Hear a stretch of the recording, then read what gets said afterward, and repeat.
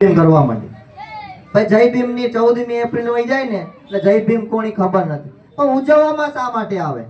પહેલી વાત, 14મી એપ્રિલ એ માટે ઉજવવામાં આવે કે આપણા જે બાબા સાહેબના વિચારો છે ને એ આગળ આવે ને બાબા સાહેબે આપણા સમાજને એસસી એસટી ઓબીસી અને માઇનોરિટીને જે અધિકાર આપ્યા ને એના માટે શું કર્યું ને એ બાબા સાહેબ માટે છે.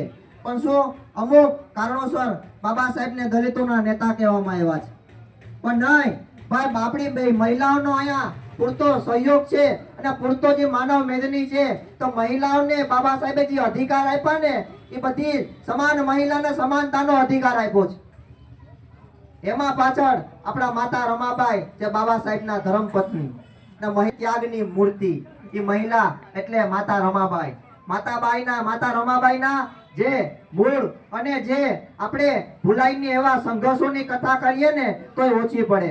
અને આપણા એવા બાબા સાહેબ જ્યારે વિદેશમાં ભણતા હોય અને માતા રમા જ્યારે છાણા વીણી કચરા પોતા કરી બર્તન કાપી અને બાબા સાહેબને જ્યારે લેટર આવે ને પત્ર આવે ને તો બાબા સાહેબ કહે છે કે બાબા સાહેબ ખાસ અડધો રોટલો અહીંયા મોકલાવે. એ માતા રમા એટલે મહિલાનો પાવર શું છે ને એ આપણે સમજાવે છે કે મહિલાથી શું નથી થતું. બાબા સાહેબે કીધું છે શિક્ષણ એ શેરડીના કા દૂધ હે, જો પીએગા વો દહાડેગા.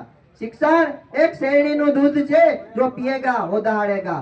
એટલે માતા બહેનોને મારી એટલી અપીલ છે કે તમારો બાળક, તમારો માતા, તમારા પિતા ને બાળકનું ભવિષ્ય આજે મહિલાઓના હાથમાં છે. તો કેમ કે મહિલા છે ને એ એક ત્યાગની મૂર્તિ છે.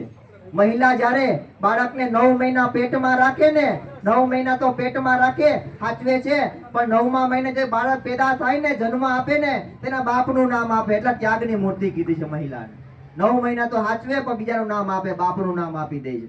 એવી જ રીતે હું એમ કહું છું, તમે માતા પિતા છાસ ને ફૂકીને પીજો વાંધો નહીં, રોટલો અડધો ખાજો વાંધો નહીં, પણ તમારા બાળકોને ભણાવજો અને ભણાવજો. જય ભીમ, નમો બુદ્ધાય.